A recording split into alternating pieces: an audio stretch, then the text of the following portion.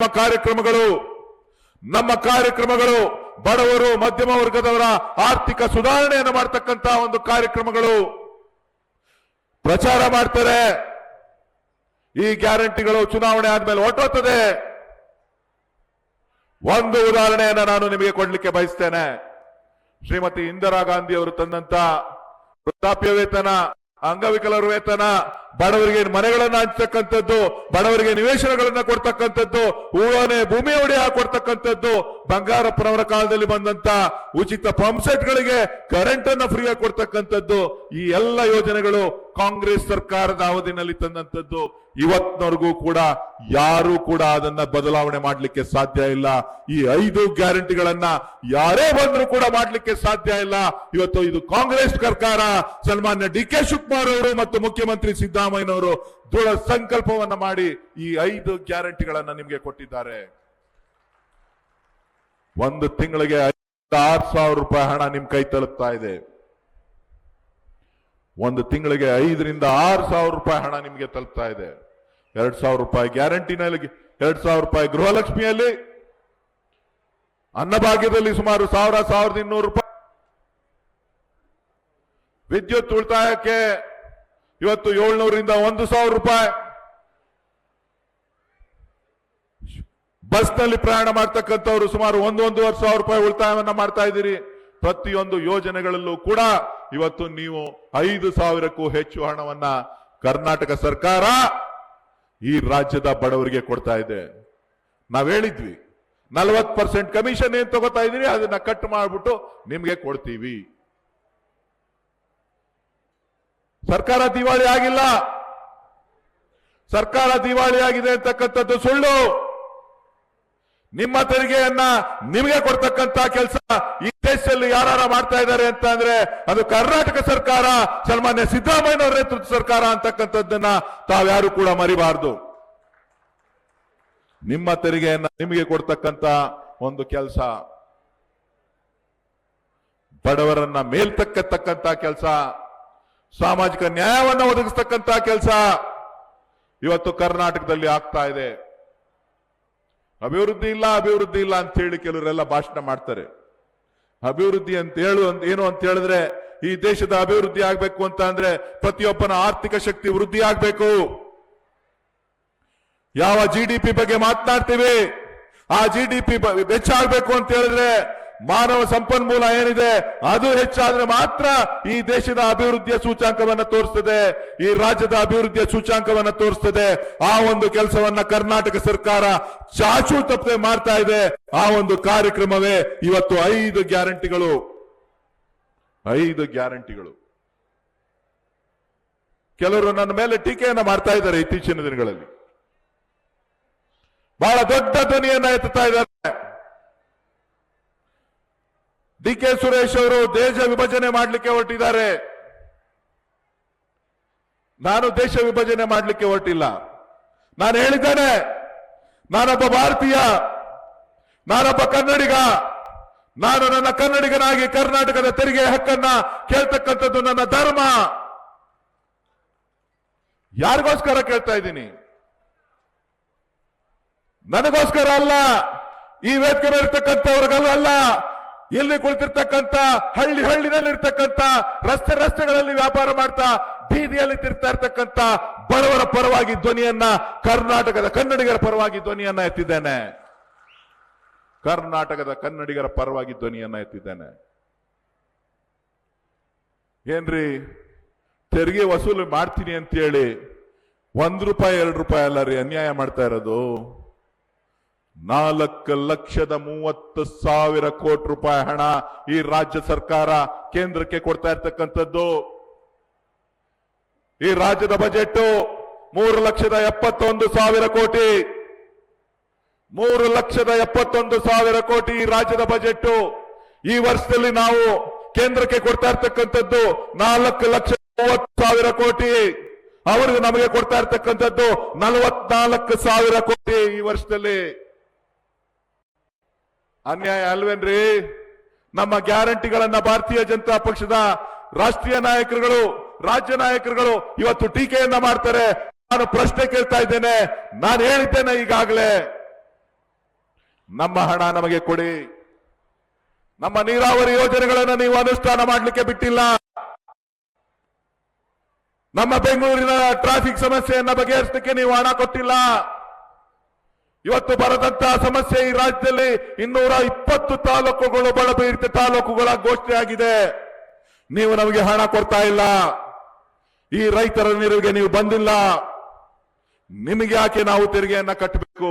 1 ರೂಪಾಯಿ 2 ರೂಪಾಯಿ ಅಲ್ಲ, 4,40,40,000 ಕೋಟಿ ರೂಪಾಯಿ ನಾವು ಹೆಣ್ಣು ಮಕ್ಕಳಿಗೆ, ಈ ರಾಜ್ಯದ ಬಡವರಿಗೆ, 1.5 ಕೋಟಿ ಕುಟುಂಬಗಳಿಗೆ ಇವತ್ತು 58,000 ಕೋಟಿ ರೂಪಾಯಿ ಕೊಟ್ರೆ ನೀವು ಬಾಯ್ ಮಾಡ್ಕೊಳ್ತೀರಾ? ಎಷ್ಟು? 58,000 ಕೋಟಿ ರೂಪಾಯಿ ಕೊಟ್ರೆ ವಿರೋಧ ಪಕ್ಷಗಳು ಬಾಯ್ ಮಾಡ್ಕೊಳ್ತಾ ಇದೆ. ನಾವು ಕೇಂದ್ರಕ್ಕೆ, ಉತ್ತರ ಪ್ರದೇಶಕ್ಕೆ ನಮ್ಮ ಹಣವನ್ನ ಕೊಡ್ತಾ ಇದ್ದೀರಲ್ಲ, ಗುಜರಾತ್ಗೆ ನಮ್ಮ ಹಣವನ್ನ ಕೊಡ್ತಾ ಇದ್ದೀರಲ್ಲ, ಕನ್ನಡಿಗರು ಎಚ್ಚೆತ್ಕೊಳ್ಳೋದು ಬೇಡವಾ? ಯಾಕೆ ಧ್ವನಿಯನ್ನ ಎತ್ತಿದ್ದೇನೆ, ಯಾಕೆ ನಮಗೆ ಪರಿಹಾರ ಅಂತ ಹೇಳಿದ್ರೆ, ಇವತ್ತು ನಾವು ಹೋರಾಟವನ್ನ ಮಾಡಬೇಕಾಗಿದೆ. ನಾನೆಲ್ಲೋ ಒಂದ್ ಕಡೆ ಭಾಷಣ ಮಾಡ್ತಾ ಹೇಳಿದೆ, 2,000 ರೂಪಾಯಿ ಅಲ್ರಿ, 40,000 ಕೋಟಿ ರೂಪಾಯಿಲಿ ಅರ್ಧ ಹಣ ಕೊಡಿ, ಇನ್ನೂ 2,000 ರೂಪಾಯಿಯನ್ನ ಈ ರಾಜ್ಯದ ಬಡವರಿಗೆ ಹಂಚತಕ್ಕಂತ ಕೆಲಸ ಕಾಂಗ್ರೆಸ್ ಸರ್ಕಾರ, ಸಿದ್ದರಾಮಯ್ಯನವರ ನೇತೃತ್ವದ ಸರ್ಕಾರ ಮಾಡ್ತದೆ ಅಂತ ಹೇಳಿದೆ. ಎಷ್ಟು ಕೊಟ್ಟಿದ್ದೀರಿ ಅಭಿವೃದ್ಧಿಗೆ ಹಣ?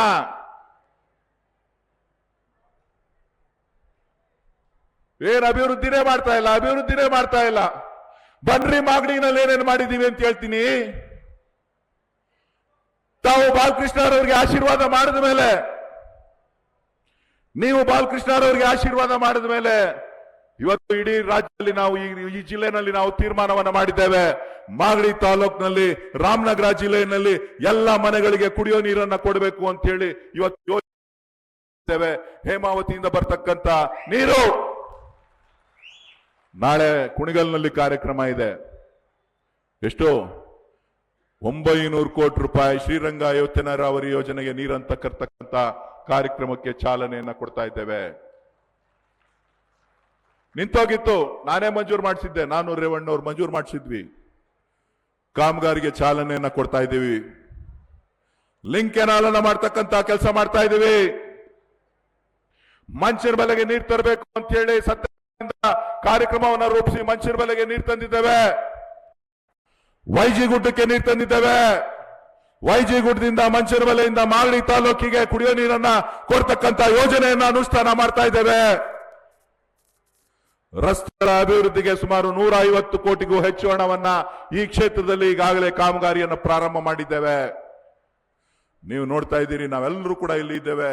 ಮಾಗಡಿ ಕೆಂಪೇಗೌಡ ಕೋಟೆ, ಮಾಗಡಿ ಕೆಂಪೇಗೌಡರ ಕೋಟೆಗೆ ಬೆಂಗಳೂರಿನ ಬಜೆಟ್ ನಲ್ಲಿ ಇವತ್ತು ಘೋಷಣೆಯನ್ನ ಮಾನ್ಯ ಉಪಮುಖ್ಯಮಂತ್ರಿಗಳು ಘೋಷಣೆಯನ್ನ ಮಾಡಿದ್ದಾರೆ. ಅವರಿಗೆ ನಾನು ಈ ಮೂಲಕ ಅಭಿನಂದನೆಗಳನ್ನು ಸಲ್ಲಿಸ್ತೇನೆ. 50 ಕೋಟಿ ರೂಪಾಯಿ ಹಣವನ್ನ ಮಾಗಡಿ ಕೋಟೆಯನ್ನ, ಮಾಗಡಿ ಕ್ಷೇತ್ರದ ಕೆಂಪೇಗೌಡರ ಏನು ಇದಿದೆ, ಹಳ್ಳಿ ಹುಟ್ಟಿರೋ ಇರ್ತಕ್ಕಂಥ ಸಮಾಧಿ ಇರ್ತಕ್ಕಂಥ ಪ್ರದೇಶಕ್ಕೆ, ಕೆಂಪಾಪುರಕ್ಕೆ ಇವತ್ತು 50 ಕೋಟಿ ರೂಪಾಯಿ ಹಣವನ್ನ ಸನ್ಮಾನ್ಯ ಡಿ.ಕೆ. ಶಿವಕುಮಾರ್ ಅವರ ನೇತೃತ್ವದಲ್ಲಿ ಇವತ್ತು ಹಣವನ್ನ ಘೋಷಣೆ ಮಾಡಿ ಹಣವನ್ನ ಕೊಡ್ತಕ್ಕಂತ ಕೆಲಸ ಮಾಡ್ತಾ ಇದ್ದಾರೆ ಅಂತ ಅಂದ್ರು. ಇದು ಕೇವಲ ಕಾಂಗ್ರೆಸ್ ಸರ್ಕಾರ ಹೇಳಿರ್ತಕ್ಕಂತ ಹೇಳಿಕೆ ಅಲ್ಲ, ಇದು ಅನುಷ್ಠಾನ ಮಾಡ್ತಕ್ಕಂತ ಒಂದು ಕಾರ್ಯಕ್ರಮ, ಅನುಷ್ಠಾನ ಮಾಡ್ತಕ್ಕಂತ ಕಾರ್ಯಕ್ರಮ. ಇವತ್ತು ಒಂದ್ ಕಡೆ ಕುಡಿಯೋ ನೀರಿನ ಯೋಜನೆಗೆ ಅನುಷ್ಠಾನ ಜಾರಿಗೆ ತರ್ತಾ ಇದ್ದೀವಿ. ಒಂದ್ ಕಡೆ ರೈತರಿಗೆ ನೀರನ್ನ ಕೊಡ್ಲಿಕ್ಕೆ ಅನುಕೂಲ ಮಾಡಿಕೊಡ್ತಾ ಕೆರೆ ತುಂಬಿಸ್ತಕ್ಕಂತ ಯೋಜನೆಗಳನ್ನ ಜಾರಿ ಮಾಡ್ತಾ ಇದ್ದೀವಿ. ಇನ್ನೊಂದ್ ಕಡೆ ರಸ್ತೆಗಳ ಅಭಿವೃದ್ಧಿ ಮಾಡ್ಲಿಕ್ಕೆ ಮಾಡ್ತಾ ಇದ್ದೀವಿ. ಇವತ್ತು ಈ ಜಿಲ್ಲೆನಲ್ಲಿ ರೈತರು ಸಂಕಷ್ಟದಲ್ಲಿದ್ದಾರೆ, ರೈತರಿಗೆ ಸಮಸ್ಯೆ ಇದೆ. 16 ವರ್ಷಗಳಿಂದ ಆಗದೇ ಇದ್ದಂತಹ ಪೋಡಿ ದುರಸ್ತಿ ಕೆಲಸ ಇವತ್ತು ಈ ಜಿಲ್ಲೆನಲ್ಲಿ ಆಗ್ತಾ ಇದೆ. ಸುಮಾರು 60 ಜನ ರೈತ ಸರ್ವೇಯರ್ಸ್ಗಳು ತಂಡ ಇವತ್ತು ಹಳ್ಳಿಗೆ ಬಂದು ಸರ್ವೆ ಮಾಡ್ತಕ್ಕಂತ ಕೆಲಸ ಇವತ್ತು ಮಾಡ್ತಾ ಇದ್ದಾರೆ ಅಂತ ಅಂದ್ರೆ ಅದು ರಾಮಲಿಂಗಾರೆಡ್ಡಿ ಅವರ ನೇತೃತ್ವದಲ್ಲಿ, ಡಿ.ಕೆ. ಶಿವಕುಮಾರ್ ಅವರ ನೇತೃತ್ವದಲ್ಲಿ, ಬಾಲಕೃಷ್ಣರವರ ನೇತೃತ್ವದಲ್ಲಿ ಈ ಜಿಲ್ಲೆನಲ್ಲಿ ಕೆಲಸ ಆಗ್ತಾ ಇದೆ. ಎಷ್ಟೋ ವರ್ಷದಿಂದ ರೈತರಿಗೆ ಜಮೀನು ದುರಸ್ತಿ ಆಗಿಲ್ಲ. ಇಲ್ಲಿ ನಮ್ಮ ಜಿಲ್ಲಾಧಿಕಾರಿಗಳು ಕೂತಿದ್ದಾರೆ. ಕಳೆದ 10 ತಿಂಗಳಿಂದ 8 ತಿಂಗಳಿಂದ ಸುಮಾರು 15ಕ್ಕೂ ಹೆಚ್ಚು ಸಭೆಗಳನ್ನು ಮಾಡಿದ್ದೇವೆ. ಯಾವ ವಿಚಾರವಾಗಿ? ಈ ರೈತರ ಸಂಕಷ್ಟವನ್ನ ನಿವಾರಣೆ ಮಾಡಲಿಕ್ಕೆ, ಈ ರೈತರ ಸಮಸ್ಯೆಗಳನ್ನ ನಿವಾರಣೆ ಮಾಡಲಿಕ್ಕೆ ಒಬ್ಬೊಬ್ರು ದುರಸ್ತಿ ಮಾಡ್ಕೋಬೇಕು ಅಂತ ಅಂದ್ರೆ 3 ಲಕ್ಷ, 5 ಲಕ್ಷ, 2 ಲಕ್ಷ ಕೊಡಬೇಕಾಗಿತ್ತು. ಅದಕ್ಕೆ ಪರಿಹಾರವನ್ನ ಕೊಡ್ತಕ್ಕಂತ ಕೆಲಸ ಇವತ್ತು ನಾವು ಮಾಡಿದ್ದೇವೆ. ಇವತ್ತು ನಮ್ಮ ಸಿಇಒ ಅವರು ಇಲ್ಲಿದ್ದಾರೆ. ನಿಮಗೆ ಈ ಖಾತಾ ಕೊಡಬೇಕು ಅಂತಂದ್ರೆ ಪಿಡಿಒ ತೊಂದರೆ ಮಾಡ್ತಾ ಇದ್ರು. ಇವತ್ತು ಇಡೀ ಜಿಲ್ಲೆನಲ್ಲಿ ಉಪಗ್ರಾಮಗಳನ್ನ ಘೋಷಣೆ ಮಾಡಲಿಕ್ಕೆ ಕಾರ್ಯಕ್ರಮವನ್ನು ರೂಪಿಸಿದ್ದೇವೆ. ಮಾಗಡಿ ವಿಧಾನಸಭಾ ಕ್ಷೇತ್ರದಲ್ಲಿ ಸುಮಾರು 217 ಉಪಕಂದಾಯ ಗ್ರಾಮಗಳನ್ನ ಮಾಡಲಿಕ್ಕೆ ಈಗಾಗಲೇ ರೆಸೊಲ್ಯೂಷನ್ ಅನ್ನ ಮಾಡಿ ಸರ್ಕಾರಕ್ಕೆ ಪ್ರಸ್ತಾವನೆಯನ್ನ ಕಳಿಸಿದ್ದೇವೆ. ಇವತ್ತು ಇಲ್ಲಿ ನಾವು ಸುಮಾರು 11,666 ಜನರಿಗೆ ಈ ಸ್ವತ್ತನ್ನ ವಿತರಣೆ ಮಾಡತಕ್ಕಂತ ಕೆಲಸ ಈ ಜಿಲ್ಲೆನಲ್ಲಿ, ಈ ರಾಜ್ಯದಲ್ಲಿ ಮೊದಲನೇದಾಗಿ ಆಗ್ತಾ ಇದೆ ಅಂತ ಅಂದ್ರೆ ಅದು ಮಾಗಡಿ ಕೆಂಪೇಗೌಡರ ಮೈದಾನದಲ್ಲಿ ಆಗ್ತಾ ಇದೆ ಅಂತಕ್ಕಂಥದ್ದನ್ನ ನಾನು ಈ ಸಂದರ್ಭದಲ್ಲಿ ಹೇಳಲಿಕ್ಕೆ ಬಯಸ್ತೇನೆ. 11,666 ಜನರಿಗೆ ಈ ಸ್ವತ್ತನ್ನ ಮೊದಲನೇ ಹಂತದಲ್ಲಿ ವಿತರಣೆ ಮಾಡ್ತಾ ಇದ್ದೇವೆ. ನಾನು ಹೇಳಿದ್ದೇನೆ ಸಿಇಒ ಅವ್ರಿಗೆ, ನಾನು ಹೇಳಿದ್ದೇನೆ ಇಒ ಅವ್ರಿಗೆ, ಎಲ್ರಿಗೂ ಕೂಡ ಕೊಡಬೇಕು. ಯಾವ ಗ್ರಾಮಗಳು 50ಕ್ಕಿಂತ ಹೆಚ್ಚು ಮನೆಗಳಿದೆ ಅದನ್ನೆಲ್ಲ ಕೂಡ ಉಪಕಂದಾಯ ಗ್ರಾಮಗಳನ್ನಾಗಿ ಘೋಷಣೆ ಮಾಡಬೇಕು. ಅವ್ರಿಗೆ ಈ ಸತ್ತನ್ನ ಉಚಿತವಾಗಿ ಕೊಡಬೇಕು, ಅವರ ಮನೆ ಬಾಗಿಲಿಗೆ ತೆಗೆದುಕೊಂಡು ಹೋಗಿ ಕೊಡಬೇಕು. ಇದು ನನ್ನ ಗುರಿ. ದುರಸ್ತಿ ಮಾಡಬೇಕು, ಉಪಗ್ರಾಮಗಳನ್ನು ಮಾಡಬೇಕು, ಈ ಸ್ವತ್ತನ್ನ ಕೊಡಬೇಕು.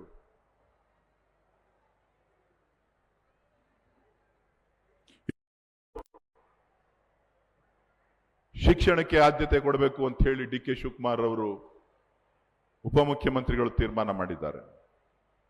ನಮ್ಮ ಜಿಲ್ಲೆನಲ್ಲಿ ಈಗಾಗಲೇ ಜಿಲ್ಲಾಧಿಕಾರಿಗಳ ನೇತೃತ್ವದಲ್ಲಿ ಸಿಇಒ ಅವರ ನೇತೃತ್ವದಲ್ಲಿ ಈಗಾಗಲೇ 20 ಶಾಲೆಗಳನ್ನ 10 ಕೋಟಿ ರೂಪಾಯಿ ವೆಚ್ಚದಲ್ಲಿ ಕಟ್ಟಲಿಕ್ಕೆ ತೀರ್ಮಾನ ಮಾಡಿದ್ದೇವೆ.